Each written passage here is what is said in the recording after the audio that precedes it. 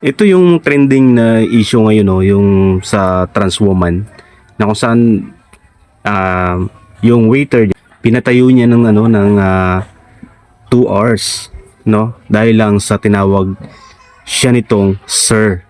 Sir ang tawag sa kanya kaya niya napatayo ng 2 hours.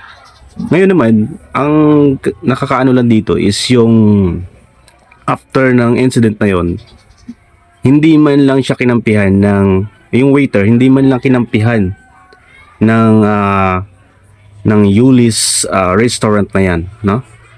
Kung saan yung may-ari noon kaibigan pala ni Jude Bacaiso, yung dating TV personality daw to, no?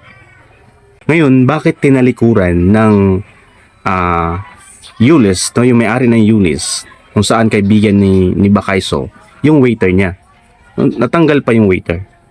So, parang may mali doon sa part na yun, no? Bakit ganon? Dapat hindi man lang naprotektahan yung waiter. Tinanggal pa, no? Okay, dahil siguro sa magkaibigan sila ng may-ari, no? Yun. So, bakit ganon? Ano kaya yung pwedeng gawin ng waiter doon? Ano kaya? Tama ba yun? Tama ba yun na tinalikuran ng may-ari ng Yulis restaurant na yun? Yung waiter, baga hindi man lang minakapan, hindi man lang kinampihan. Okay, bagkus tinanggal pa sa trabaho niya. So di ba hindi maganda 'yun, mga idol, no?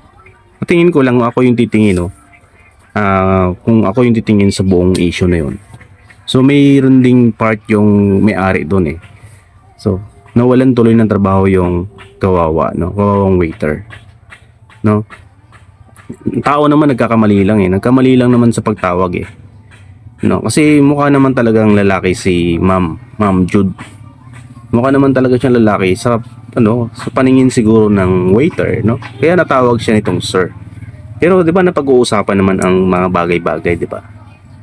So pwede naman mag-sorry, 'di ba? Hindi yung parusahan mo yung tao na patayuin mo ng 2 oras hanggang maubos mo yung pagkain mo. Siguro mali po 'yun. Mali yung part na yon. Eh, ng tao nagkakamali lang naman eh. Diba? Nagkakamali talagang tao, walang perfectong tao. So, tinatawag tayo ng tao, tinitingnan tayo ng tao. Base sa pananamit natin, sa mukha natin, no? Doon niya tayo kinikilala. Kaya kung ano yung suot mo siguro nung time na yon, Ma'am June, no?